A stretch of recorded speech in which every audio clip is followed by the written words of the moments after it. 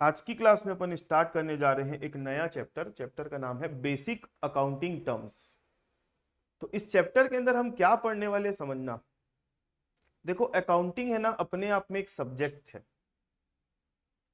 और ये आप लोगों के लिए बिल्कुल नया सब्जेक्ट है। कुछ अकाउंटिंग का ए भी नहीं जानते आप लोग।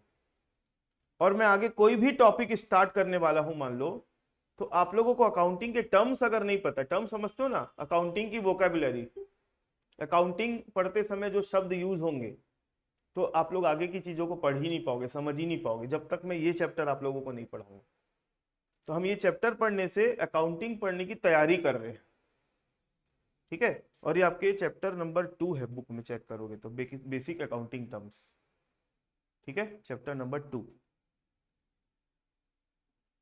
सबसे पहला हम पढ़ेंगे, सबसे पहले नंबर का टॉपिक है एंटिटी। एंटिटी पहले समझ लो। एंटिटी, ये वर्ड आप लोगों ने कभी सुना है इसके पहले? एंटिटी कहाँ सुना है आपने?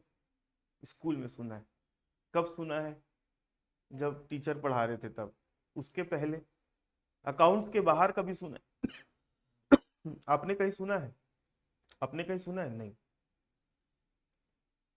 बिजनेस की भाषा में, अकाउंटिंग की भाषा में किसी एक इंस्टीट्यूशन को एंटिटी बोला जाता है। इतनी बात समझ में आ गई? एकदम सिंपल लैंग्वेज में मैंने बता दिया। जैसे आपकी स्कूल एक एंटिटी है, ये कोचिंग क्लास एक एंटिटी है, वो समोसे वाली दुकान वो भी एक एंटिटी है। हर वो इंस्टीट्यूशन जहां पे इकोनॉमिक एक्टिविटी परफॉर्म की जा रही है, इकोनॉमिक एक्टिविटी मतलब पैसे का लेन देन हो रहा है, उसको हम एंटिटी बोलते हैं। हर वो, आप लोग अब दिमाग लगा लो, हम रास्ते से निकलते हैं, हजारों दुकान दिखती है, इंस्टीट्यूशंस दिखते हैं, स्कूल दिखता है, कॉलेज दिखता है, बैंक दिखता है, नगर निगम दिखता है, पुलिस स्टेशन दिखता है। हर जगह पैसे का लेन देन हो रहा है, उन जगहों को क्या बोला जाता है? एंटिटी। आ गई बात समझ में? चलो, एंटिटी का मतलब क्या होता है लिखो। Entity means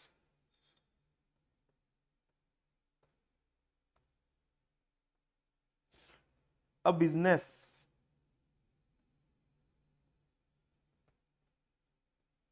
entity means a business that is treated as separate unit from its owner.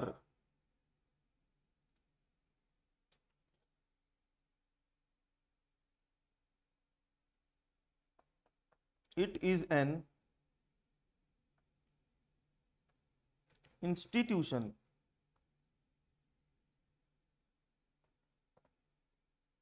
where economic activities take place.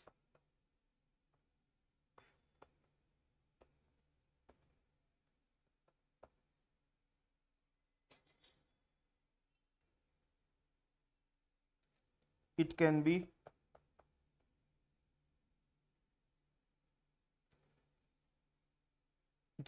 a company or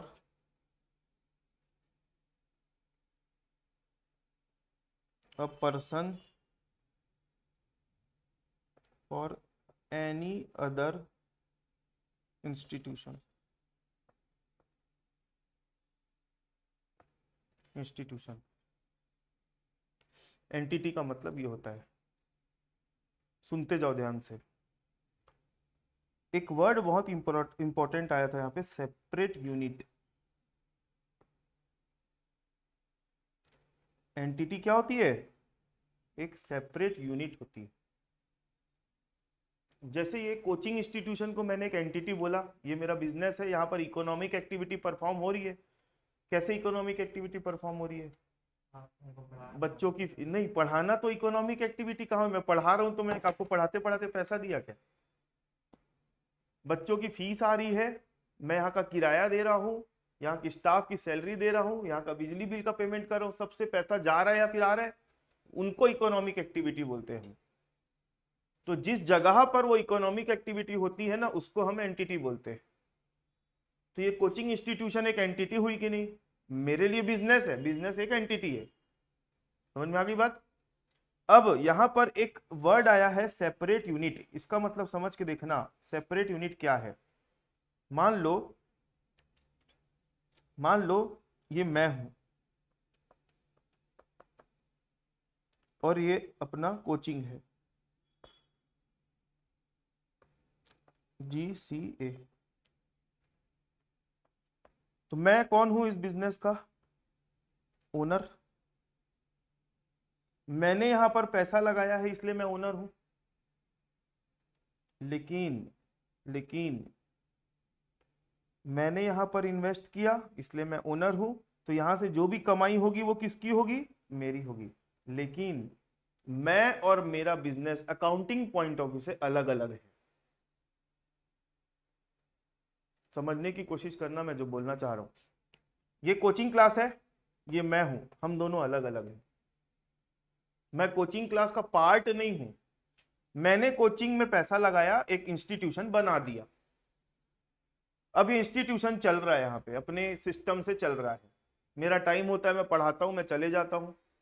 ma'am का टाइम होता है, वो आते पढ़ा देते, एक सिस्टम बन गया है। समझे मेरी बात? अब मैं क्योंकि ओनर हूं तो मैं यहाँ का मैनेजमेंट का भी काम देख लेता हूं। तो मेरी पर्सनैलिटी और एंटिटी ये दोनों क्या है? डिस्टिंक्ट है, सेपरेट यूनिट है। हम दोनों एक नहीं है। मैंने यहां पर पैसा लगाया तो मेरे को यहां से क्या मिल रहा है? रिटर्न मिल रहा है। रिटर्न मतलब उसकी कमाई हो रही है। तो जो बिजनेस का ओनर होता है और जो बिजनेस होता है, दोनों को क्या माना जाता है? सेपरेट यूनिट माना जाता है। और बिजनेस को ही मैं क्या बोल रहा हूं? एंटिटी। ये GCA जो क्या है? बिजनेस है। बिजनेस मतलब क्या है? एक प्रकार की एंटिटी। क्लियर है? बात समझ में आ गई? एंटिटी में भाई इतना ही समझना है अपने। Entity means a business that is treated as a separate unit from its owner. Entity means a business that is treated a separate unit from its owner. It is a institution. It is an institution where economic activities take place. It can be a company or a person or any other institution. Clear है? तो ये है entity. Next number पे आ जाओ।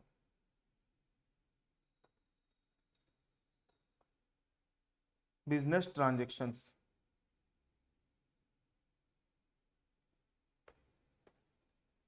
Business transactions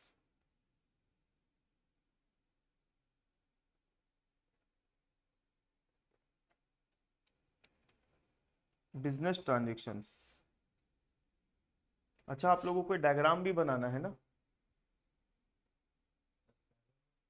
मतलब मैं इस PDF में जो लिख रहा हूं वो आपको अपने कॉपी में लिखना है। ठीक है? और भाई कॉपी अच्छी मेंटेन करो, मेरे को ऐसे कचरा नहीं चाहिए कॉपी में। राइटिंग उस दिन बताया था कैसे बनाना है। अगर लिखने में दिक्कत हो रही है, कोई दिक्कत नहीं है, क्लास में मत लिखो, PDF आ जाएगा, बाद में आराम से घर पे लिखना। लेकिन कॉपी मेरे को प्रॉपर मेंटेन चाहिए।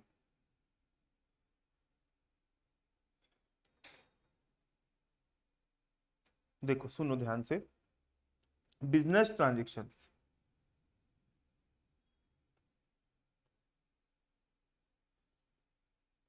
ये मेरा बिजनेस है। अभी बनाना मत, कुछ लिखना मत, मैं जब बोलूंगा तभी लिखना है ना। मान लो ये मेरा बिजनेस है। तो मेरे बिजनेस में जितने भी लेन देन हो रहे हैं, लेन देन, लेन देन समझते हो ना? लेना देना चल रहा है पैसे का, उन सभी लेन देन को क्या बोला जाता है? Business transactions. आपने कभी ट्रांजेक्शन वर्ड पहले सुना है? इसके ट्रांजेक्शन कहाँ सुने हो? स्कूल को छोड़ के ना, स्कूल को छोड़ के और कहाँ सुना है? इसके पहले कभी सुना है ट्रांजेक्शन? कहाँ सुने हो? कौन से बिजनेस में? हाँ, कपड़ा और तिरपाल। आप लोगों का जो बिजनेस है उसमें ट्रांजेक्शन सुना है? आपने कहीं सुना है बिजनेस ट्रांजेक्शन? कहाँ? ठीक है। कभी ATM से पैसा निकाला है आपने? Your transaction is being processed, ऐसे बोलती है एक लेडीज। ट्रांजेक्शन का मतलब कोई एक चीज को हम नहीं बोल सकते ट्रांजेक्शन। ट्रांजेक्शन मतलब पैसे का लेन देन, हर वो एक्टिविटी जो बिजनेस में हो रही है जिसको मनी के फॉर्म में मेजर कर सकते हैं, उन सभी एक्टिविटीज को ट्रांजेक्शन बोला जाता है। मतलब मैं उसको एक कोई एग्जांपल तुम दे सकता हूं, लेकिन मैं उसको अब डिफाइन नहीं कर सकता। मतलब मैं ये नहीं बोल सकता कि 85 ट्रांजेक्शन होंगे बिजनेस में या 100 ही transaction. Unlimited number of transaction हो सकते हैं, डिपेंड करते हैं नेचर ऑफ बिजनेस के ऊपर। मैंने क्या बोला, ट्रांजेक्शन मतलब क्या, बिजनेस में होने वाली सभी एक्टिविटीज, जितनी भी एक्टिविटी होती है बिजनेस में, जिसको आप किस फॉर्म में मेजर कर पा रहे हो, मनी के फॉर्म में। हम इंडिया में तो रुपीज में ही मेजर करेंगे, है ना। मनी के फॉर्म में आप मेजर कर पा रहे हो तो उन सभी एक्टिविटीज को हम ट्रांजेक्शन बोलते हैं। जैसे फॉर एग्जांपल मैं अपने बिजनेस में बैठा हूं, मेरे कपड़े का बिजनेस है मान लो, तो कपड़े का बिजनेस है तो मैं अपने कस्टमर लोगों को कपड़ा बेचा, क्लोथ बेचा, तो सामने वाला मेरे को कुछ पैसे देके जाएगा, कपड़ा बेचा तो ये जो हुआ, ये जो एक्टिविटी हुई कपड़ा बेचने की, तो उसको आप मनी के फॉर्म में मेजर कर पाओगे कि नहीं? कितने रुपए का कपड़ा बेचा आपने, समझे मेरी बात? तो वो एक्टिविटी को हम मेजर कर लिए ना, तो उस एक्टिविटी को हम क्लासिफाई करेंगे ट्रांजेक्शन्स। मैंने अपने स्टाफ को सैलरी दी, सैलरी देना एक एक्टिविटी है। अब सैलरी के अमाउंट को आप मेजर कर पाओगे कि नहीं कर पाओगे? तो ट्रांजेक्शन है। एक भिखारी आया, उसको हमने यहां पर दान दे दिया, 10 रुपए निकाल के अपने गल्ले से, ये भी एक एक्टिविटी है। मेजर कर पा रहे हो? ट्रांजेक्शन। समझ में आ रही बात? आपने अपने किसी कस्टमर को उधार में माल बेचा, उधार में, क्रेडिट में, तो कितने रुपए का उधारी दिया? मान लो 10,000 रुपए का उधारी दिया, मेजर कर पा रहे हो?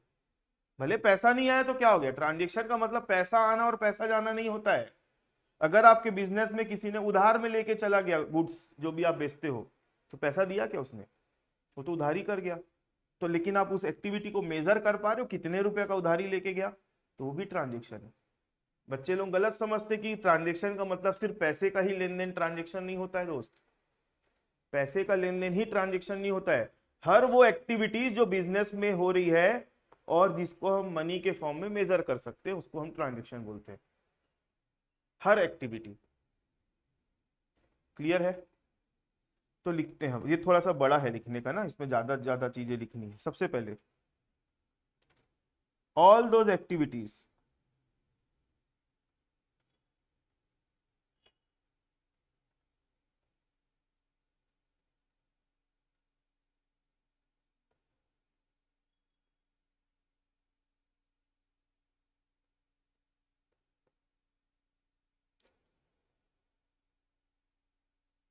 that takes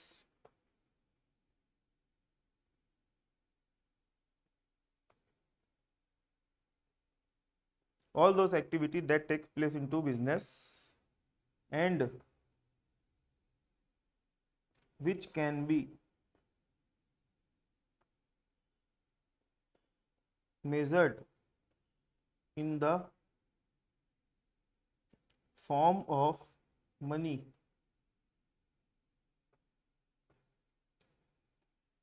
that is, it has some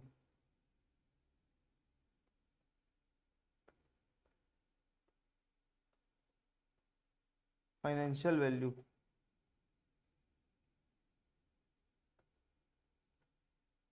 are called as business transactions.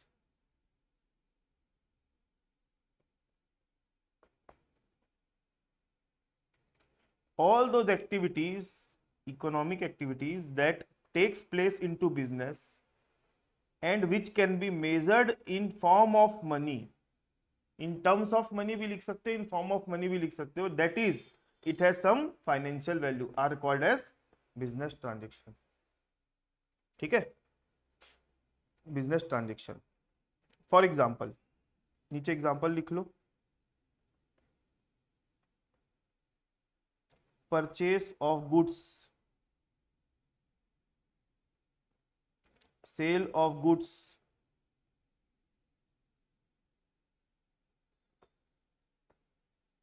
Payment of expenses etcetera.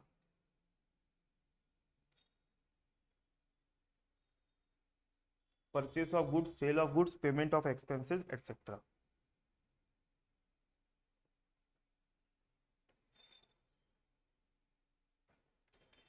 इसके आगे लिखेंगे नेक्स्ट हेडिंग इसी के ही अंदर में है,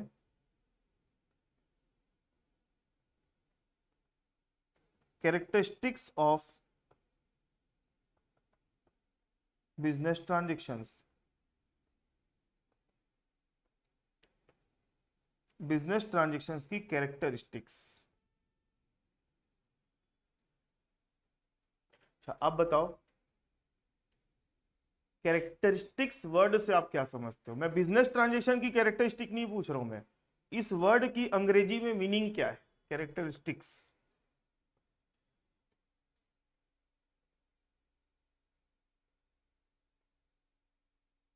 कैरेक्टरिस्टिक्स आप बता सकते हो सारा? कैरेक्टरिस्टिक्स मतलब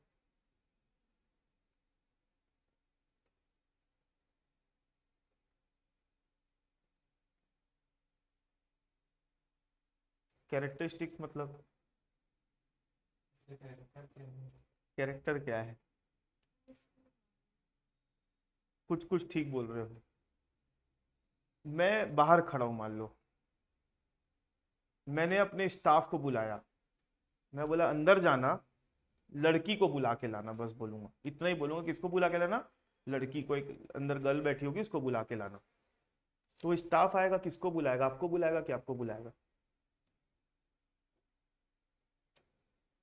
लेकिन मैं बोलूंगा जो लड़की चश्मा पहन के बैठी है, जो पर्पल कलर का मतलब टी शर्ट पहनी है, जो सेकंड बेंच में बैठी है, तो वो आएगा तो किसको बुलाएगा?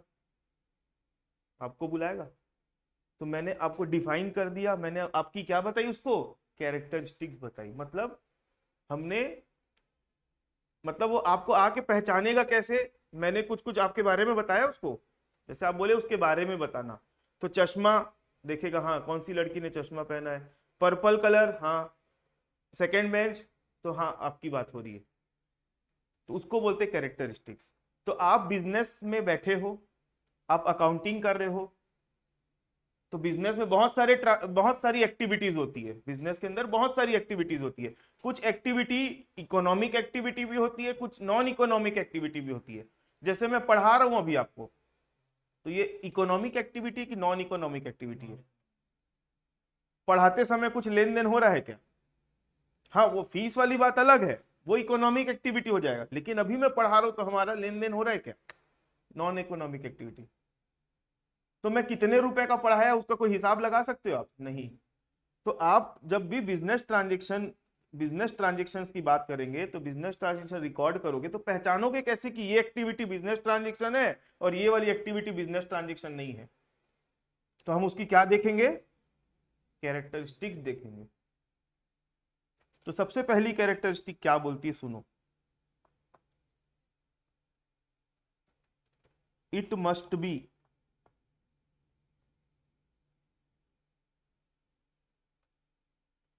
capable to be expressed terms of money।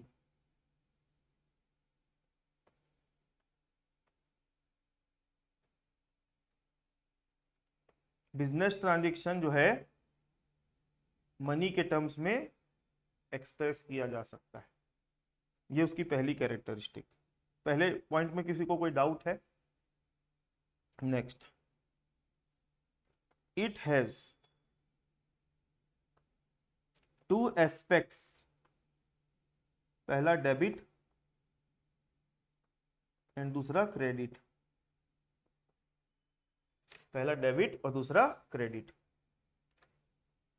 पहला पॉइंट तो अपन ऑलरेडी डिस्कस कर चुके, इसलिए समझ में आ गया होगा। दूसरा पॉइंट क्या बोलता है समझो। दूसरा पॉइंट, बिजनेस ट्रांजैक्शन की कैरेक्टरिस्टिक है कि इसके दो एस्पेक्ट होते हैं। एस्पेक्ट मतलब साइड्स। पहला क्या होता है, डेबिट, और दूसरा क्या होता है, क्रेडिट। डेबिट क्रेडिट तो सुने होंगे। कभी भी बिजनेस में कोई भी ट्रांजैक्शन होगा ना, उसका दो जगह इफेक्ट पड़ेगा। एक इफेक्ट किधर पड़ता है, डेबिट में, और दूसरा इफेक्ट किधर पड़ेगा, क्रेडिट में। हम आगे देखेंगे डेबिट मतलब क्या होता है, क्रेडिट मतलब क्या होता है, समझाऊंगा मैं। जैसे फॉर एग्जांपल, मैंने किसी को, मेरी कपड़े की दुकान है, मैंने किसी को कपड़ा बेचा, तो थोड़ा देर के लिए विजुअलाइज करो ना, कपड़ा बेचा तो क्या हुआ होगा बिजनेस में। मेरे हाथ से कपड़ा गया, किसके पास गया, और सामने वाले ने मेरे को पैसा दिया। तो एक हाथ से मैंने कुछ दिया और एक हाथ से मैंने कुछ लिया, तो दो जगह इफेक्ट पड़ा। एक चीज गई और दूसरी चीज आई। तो अकाउंटिंग में आगे पढ़ाऊंगा, कोई चीज अगर बिजनेस में आती है ना, तो उसको हम क्या करते हैं, डेबिट करते हैं। और कोई चीज बिजनेस के बाहर जाती है तो उसको क्या करते हैं, क्रेडिट करते हैं। तो कोई भी ट्रांजेक्शन होता है, कोई भी ट्रांजेक्शन, उसका दो जगह इफेक्ट पड़ता है। अगर नहीं पड़ रहा है मतलब वो ट्रांजेक्शन नहीं हो सकता। हर ट्रांजेक्शन का कितने जगह इफेक्ट पड़ेगा, दो जगह, एक तो डेबिट साइड में और दूसरा क्रेडिट। और हमेशा डेबिट और क्रेडिट क्या होगा, बराबर होगा, कम ज्यादा नहीं हो सकता। ऐसा होता है क्या, सामने वाला आपको 10,000 देगा और आप उसको 12,000 का कपड़ा पकड़ा दो। जितने रुपए सामने वाला देगा आप उतने ही वैल्यू की चीज दोगे कि नहीं सामने वाले को। तो इसलिए डेबिट और क्रेडिट हमेशा क्या होता है, बराबर होता है। ये हमेशा एक तराजू की तरह बैलेंस्ड रहता है, इधर ज्यादा उधर कम ऐसा नहीं, हमेशा equal. Debit is always equal to credit. Next,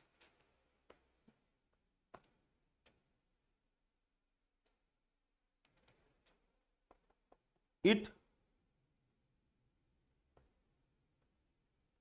brings change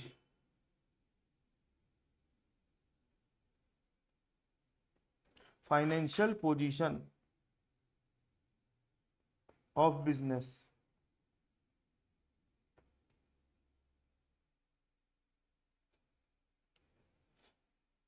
It brings change in financial position of the business.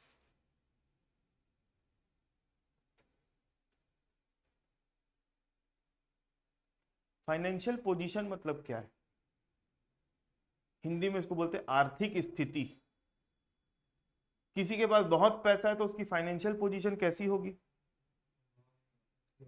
Sound होगी, अच्छी होगी। और किसी के पास पैसा बहुत कम है तो फाइनेंशियल पोजीशन अच्छी नहीं होगी। एक बात बताओ, आपके बिजनेस में ऐसे ट्रांजेक्शन हो रहे, बहुत कपड़ा बेच रहे हो आप, कपड़े की दुकान या जो भी बिजनेस करते हो, बहुत ज्यादा आप चीजों को बेच रहे हो, तो आपके बिजनेस में बहुत पैसा आएगा कि नहीं आएगा, बताओ, आएगा कि नहीं आएगा। और बिजनेस में बहुत पैसा आएगा तो आपकी फाइनेंशियल पोजीशन कैसी होगी, अच्छी होगी। तो कोई भी ट्रांजेक्शन जब होता है ना, तो वो आपकी फाइनेंशियल पोजीशन, बिजनेस की फाइनेंशियल पोजीशन में क्या लाता है, चेंज लाता है। उससे बिजनेस की फाइनेंशियल पोजीशन क्या हो जाती है, इंक्रीज हो जाती है। चेंज का मतलब सिर्फ बढ़ना ही नहीं होता है, डिक्रीज भी हो सकता है। आपके गोडाउन में आग लग गई, माल जल गया 1 लाख रुपए का, तो ये भी तो एक कुछ हुआ कि नहीं हुआ, नहीं समझ रहे हो। आग लग गई, कपड़ा जल गया, तो आप कैलकुलेट कर पा रहे हो कि नहीं आप लोग की कितने रुपए का कपड़ा जला, ट्रांजेक्शन है, ठीक है। आगे, तो कपड़ा जलने के कारण हमारा नुकसान हो गया, लॉस हो गया। या चलो आपके बिजनेस में चोरी हो गई, कोई चोर आया 1 लाख रुपए उठा के लेके चला गया, तो वो भी तो एक एक्टिविटी हुई कि नहीं बिजनेस में। लेकिन एक ऐसा ट्रांजेक्शन है हमारे फेवर में नहीं, हमारे अगेंस्ट है, तो इससे हमारी फाइनेंशियल पोजीशन क्या हो गई, डाउन हो गई। तो जब अच्छे ट्रांजेक्शन होते हैं तो हमारी फाइनेंशियल पोजीशन क्या होती है, बढ़ती है। और कुछ ट्रांजेक्शन ऐसे होते हैं जिसके कारण हमारी फाइनेंशियल पोजीशन क्या हो जाती है, कम हो जाती है। तो यही बोलना चाह रहा है कि ट्रांजेक्शन्स होने के कारण हमारी फाइनेंशियल पोजीशन, मतलब बिजनेस की फाइनेंशियल पोजीशन में क्या देखने को मिलेगा, आपको चेंज देखने को मिलेगा। Fourth, it involves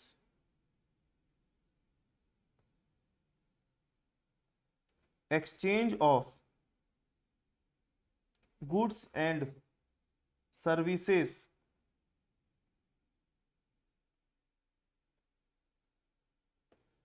for money consideration.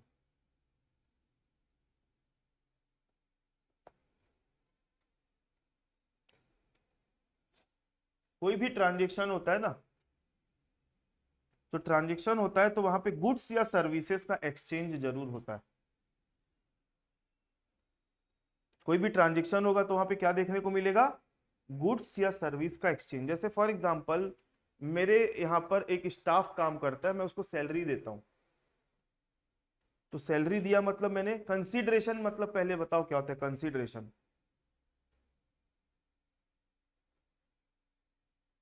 अंग्रेजी की भाषा में कंसीडरेशन का मतलब विचार करना होता है,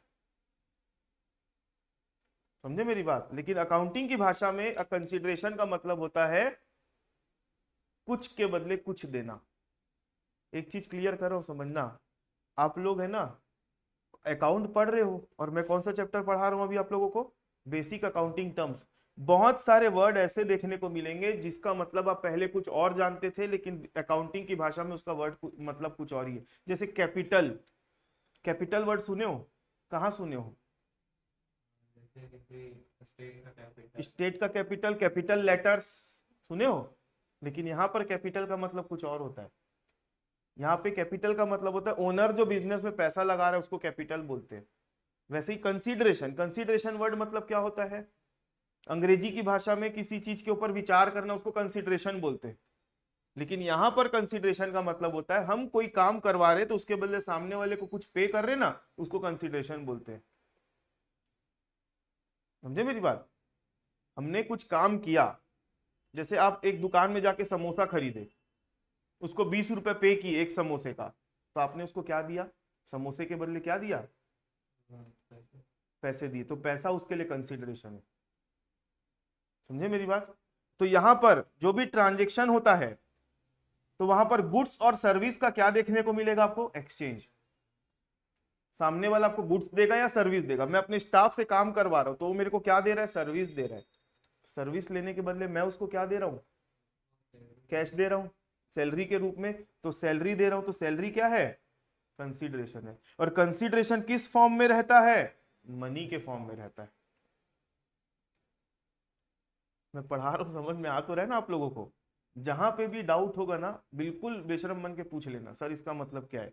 अगर कुछ सीखना है तो बेशरम बनना पड़ेगा, ठीक है। मतलब ये झिझक मत रखना कि मैं पूछूंगा तो सामने वाला क्या सोचेगा मेरे बारे में, नहीं, पूछ लो बिंदास। छोटे से छोटा भी डाउट है तो पूछ लेना मेरे से। Fifth,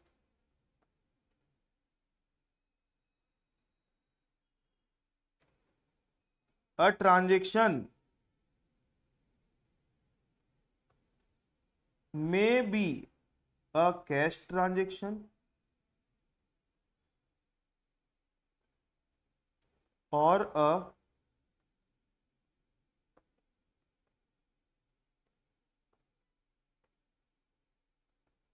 credit transaction. ट्रांजेक्शन जो होता है वो कैश ट्रांजेक्शन भी हो सकता है और क्रेडिट ट्रांजेक्शन भी हो सकता है। मतलब आप एग्जांपल दे सकते हो?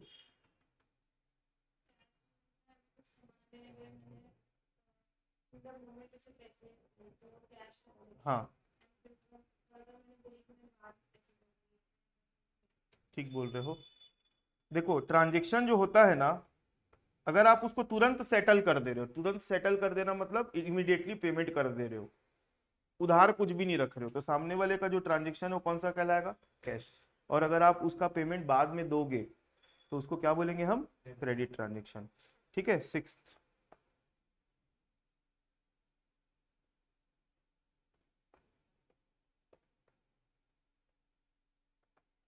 a transaction is always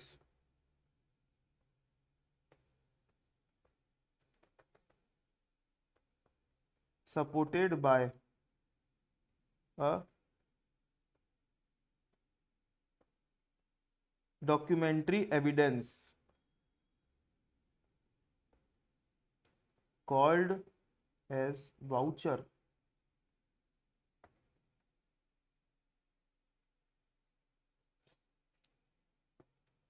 her transaction को सपोर्ट करता है एक डॉक्यूमेंट्री एविडेंस। उस डॉक्यूमेंट्री एविडेंस को क्या बोला जाता है? वाउचर। आप लोगों ने आज से पहले वाउचर वर्ड कहाँ सुना है? वाउचर, गिफ्ट वाउचर, या कहीं अपन जाते तो वाउचर कुछ मिलता है, डिस्काउंट वाउचर। किसी मॉल में कुछ खरीदोगे, आज 2000 की खरीदी कर लिए, बोलोगे अगले महीने आना ये वाउचर लेके तो आपको 15% डिस्काउंट मिलेगा। यही सुने हो वाउचर वर्ड का मतलब। लेकिन अकाउंटिंग की भाषा में वाउचर का मतलब कुछ और होता है। आप कुछ खरीद के लाते हो तो सामने वाला आपको कुछ देता है, कागज में लिखा हुआ, क्या देता है उसको? क्या? बिल। उसका नाम एक्चुअली बिल नहीं होता, इनवॉइस बोलते हैं उसको। क्या बोलते हैं? इनवॉइस। बिल बोलचाल की भाषा में बोलने लग गए हैं लोग, लेकिन उसका एक्चुअली नाम क्या होता है? इनवॉइस। कुछ खरीद के लाओगे तो देगा सामने वाला कुछ, या आपकी दुकान है तो आप किसी को कुछ बेचोगे तो कुछ दोगे कागज लिख के। आपके घर में इलेक्ट्रिसिटी बिल आता है, वो लंबी पट्टी लिखा रहता है, इतने यूनिट आपने कंज्यूम किया। टेलीफोन बिल आता है तो उसका भी एक कागज मिलता है। हर ट्रांजेक्शन को एक डॉक्यूमेंट्री एविडेंस सपोर्ट करता है, मतलब उस ट्रांजेक्शन का प्रूफ होता है कि हाँ ये ट्रांजेक्शन हुआ है। समझे मेरी बात? तो उस डॉक्यूमेंट को क्या बोलते हैं? वाउचर। हर वाउचर को, हर डॉक्यूमेंट्री एविडेंस को क्या बोला जाता है? वाउचर। वो परचेस इनवॉइस हो सकता है, सेल इनवॉइस हो सकता है, इलेक्ट्रिसिटी बिल हो सकता है, ठीक, टेलीफोन बिल हो सकता है, इंश्योरेंस प्रीमियम की रिसिप्ट हो सकती है, कुछ भी हो सकता है वो। ठीक, एग्जाम्पल लिखने की जरूरत नहीं है, 7th में आ जाओ, लास्ट है ये।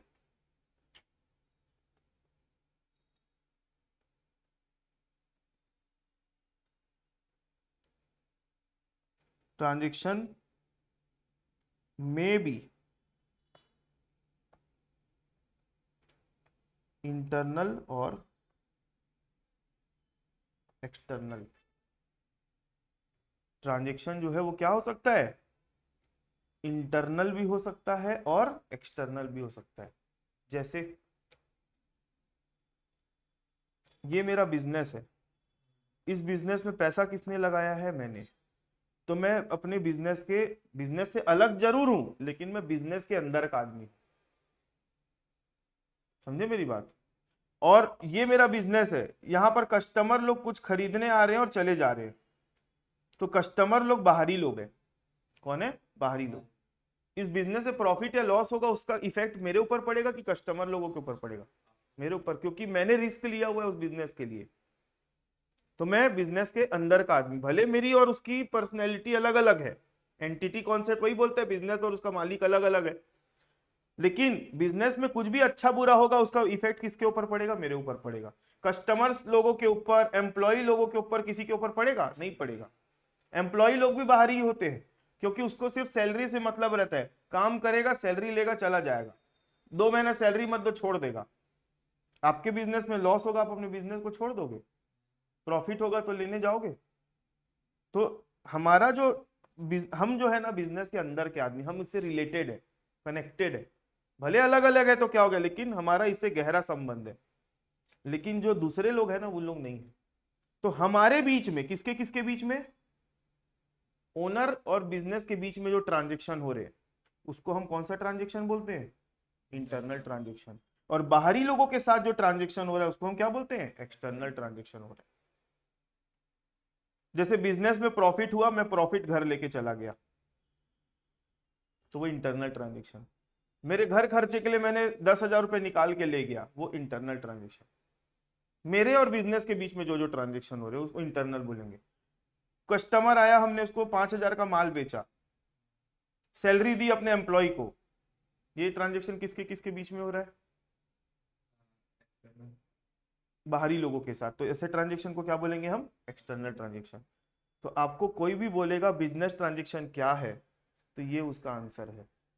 आपको इस तरीके से आंसर लिखना पड़ेगा, ऊपर में मीनिंग है, फिर एग्जाम्पल है, फिर कैरेक्टरिस्टिक्स ऑफ बिजनेस ट्रांजेक्शन। समझ में आई बात? चलो आगे बढ़े। नेक्स्ट एक छोटी सी समस्या है। क्या समस्या? सुन लो। जब भी हम कभी कुछ लिखते हैं ना, तो मैंने अभी यहाँ पर कौन सी नंबरिंग चलाई है? 1 2 3 4।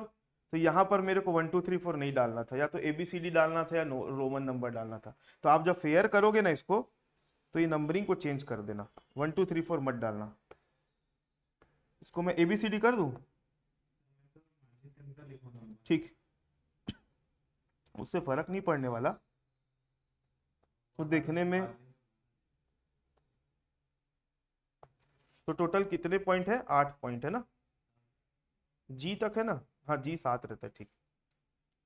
आगे अब कौन सा नंबर का ट्रांजेक्शन, कौन से नंबर का पॉइंट आएगा हमारा, तीसरा, capital.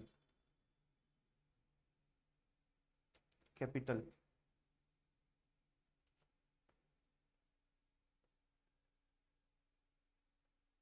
The amount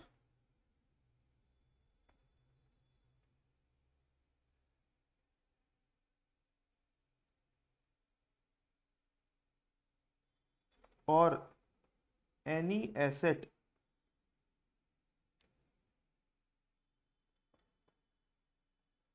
invested by the owner of business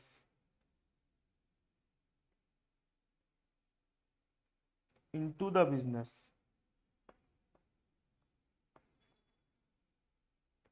is called capital.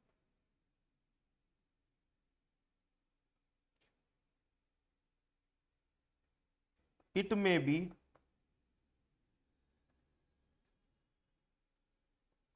in form of money,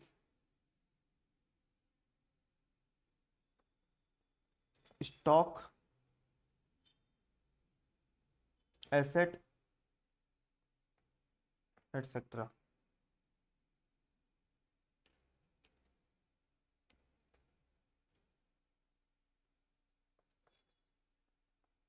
Capital is the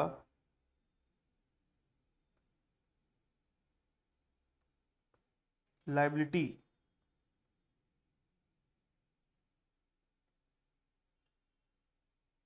for business towards its owner, that is internal liability.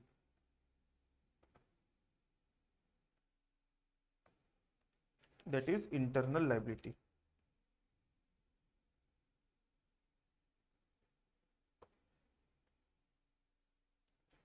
Owner means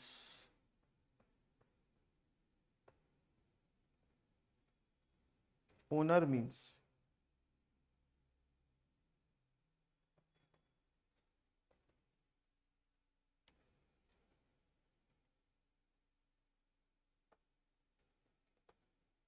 proprietorship business,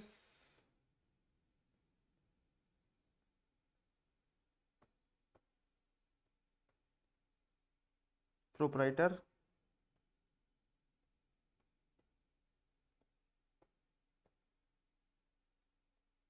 partnership business, partners, company business,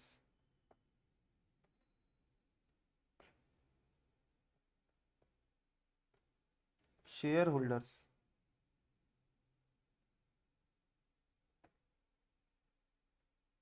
ये अपन ने लिखा capital के बारे में। Capital मतलब simple सी बात, owner अपने business में जो कुछ भी लगाता है उन सभी चीजों की वैल्यू को क्या बोला जाता है, कैपिटल। जैसे मैंने इस कोचिंग को खोलते समय 10 लाख रुपए लगाया था, तो 10 लाख रुपए लगाया था, तो ये क्या हो गया, मनी हो गया। मैंने ये टेबल अपने घर से उठा के ले आया, मैंने पैसा नहीं लगाया, ये टेबल उठा के ले आया घर से, एक एग्जांपल दे रहा हूं। ये टेबल की वैल्यू कितनी थी, 10,000 थी फॉर एग्जांपल। मैंने घर से कितना लगाया, 10 लाख, ये कितने का आया, 10,000, तो मेरी कैपिटल कितनी हो गई, 10 लाख 10,000। समझे मेरी बात को। जैसे आप मान लो ज्वेलरी की दुकान खोल रहे हो, काय की दुकान खोल रहे हो, ज्वेलरी की दुकान खोले, आपके घर में 2 किलो सोना पड़ा है, आपने सोना कहीं से खरीद के नहीं लाया, अपने बिजनेस में पैसा नहीं लगाया, आपने 2 किलो घर के सोने को उठा के अपनी दुकान में लगा दिया। चलो इसी घर के ही चीज को उठा के हम क्या कर रहे हैं, बिजनेस करेंगे। तो जब तक घर में था ये सोना था, लेकिन अब बिजनेस में आ गया तो ये क्या बन गया, आपके लिए स्टॉक बन गया। तो आपने उसको उठा के घर से लगाया ना, अब 2 किलो सोने की जो भी वैल्यू होगी वो आपके लिए कैपिटल है। आप अपने आप अपने खुद की बिल्डिंग में ही अपना बिजनेस स्टार्ट कर दिए, मतलब ये बिल्डिंग आपने अपने बिजनेस में लगा दी, तो बिल्डिंग कैपिटल है। मतलब हम जो भी चीजें बिजनेस में इन्वेस्ट करते हैं एज अ ओनर, वो सारी चीजों को हम क्या बोलते हैं, कैपिटल बोलते हैं। अब यहाँ पे बात आती है ओनर कौन होता है। अभी इस बिजनेस का मालिक मैं अकेला हूं, मेरे अलावा और कोई मालिक नहीं है, किसी का और पैसा नहीं लगा, जिसका लगा है वो मैं ही हूं। तो मैं कौन हूं मालूम है, प्रोपराइटर हूं। कौन हूं, प्रोपराइटर। तो इस बिजनेस को बोला जाएगा प्रोपराइटरशिप बिजनेस, या सोल ट्रेडिंग बिजनेस भी बोला जाएगा। क्या बोला जाएगा, सोलो डांस करते हैं ना, सोलो डांस मतलब कौन होता है, एक। तो सोल प्रोपराइटर वर्ड भी यूज किया जाता है यहाँ पे, मतलब सिंगल ओनर, है ना। पार्टनरशिप बिजनेस मतलब समझते हो, एक से ज्यादा लोगों ने पैसा लगा के बिजनेस स्टार्ट किया है, तो वहां पर उस बिजनेस को क्या बोला जाएगा, पार्टनरशिप बिजनेस। तो वहां पर ओनर कौन होगा, पार्टनर्स। कंपनी बिजनेस जानते हो, कंपनी लेवल पे काम करते हैं, तो वहां पर पार्टनर कौन होते हैं, वहां पर ओनर कौन होते हैं, शेयर होल्डर्स होते हैं। शेयर होल्डर्स का पैसा लगा रहता है। तो हम 11वीं पढ़ रहे हैं ना, अभी 11th, तो हमारे सिलेबस में सिर्फ ये है। हम जब 12वीं जाएंगे तो हमारे सिलेबस में क्या आ जाएगा, ये आ जाएगा। समझे मेरी बात। अभी आप लोग 11th में हो तो हम अभी बात इसकी ही करेंगे, बस यही हमारे सिलेबस का पार्ट है। और जब हम 12th चले जाएंगे तो हमको पार्टनरशिप बिजनेस की बात करनी पड़ेगी और कंपनी बिजनेस की बात करनी पड़ेगी। ठीक है, 11th और 12th, बस जानकारी के लिए लिखा मैंने इसके। नेक्स्ट,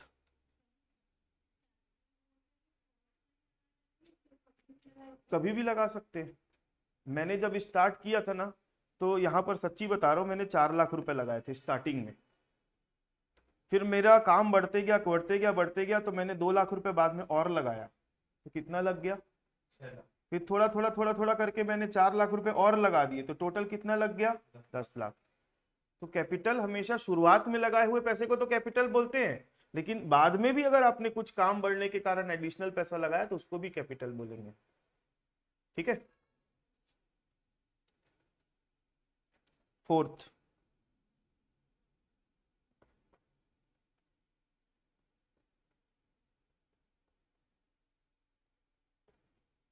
ये शब्द पहले आप लोगों ने कहाँ सुना है बताओ।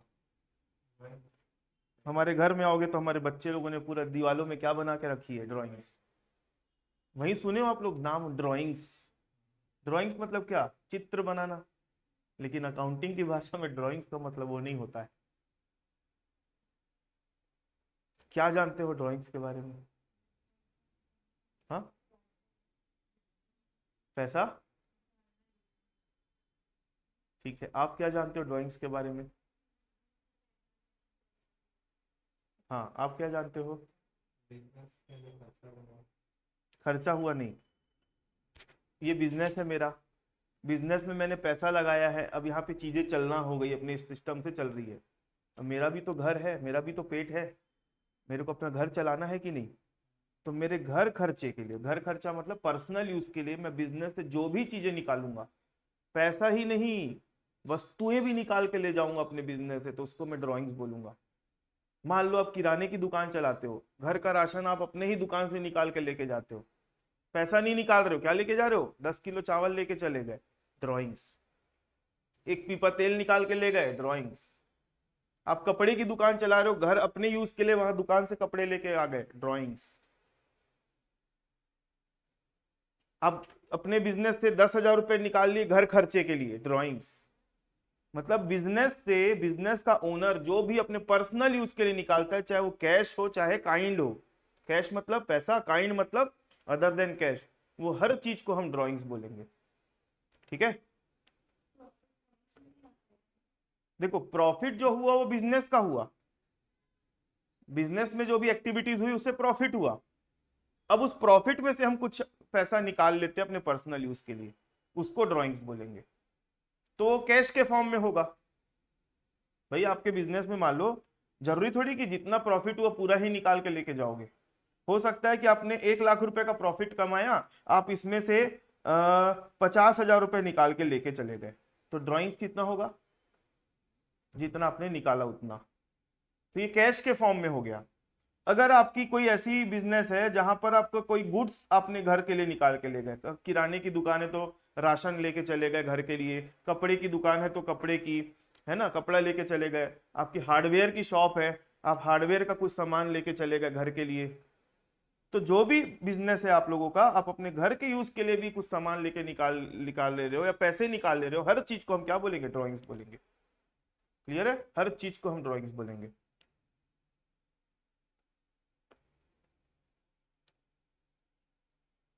It is the amount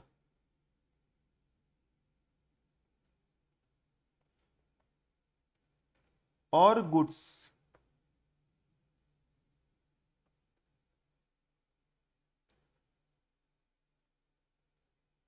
taken over by the owner of the business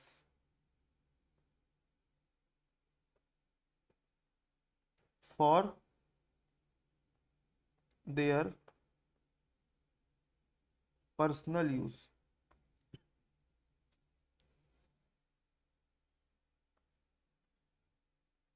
ये बिजनेस है, ये ओनर है, क्या निकाल रहा है? कैश निकाल रहा है या फिर गुड्स निकाल रहा है। इसको क्या बोला जाएगा? ड्राइंग्स। ठीक है, इसको क्या बोला जाएगा? ड्राइंग्स।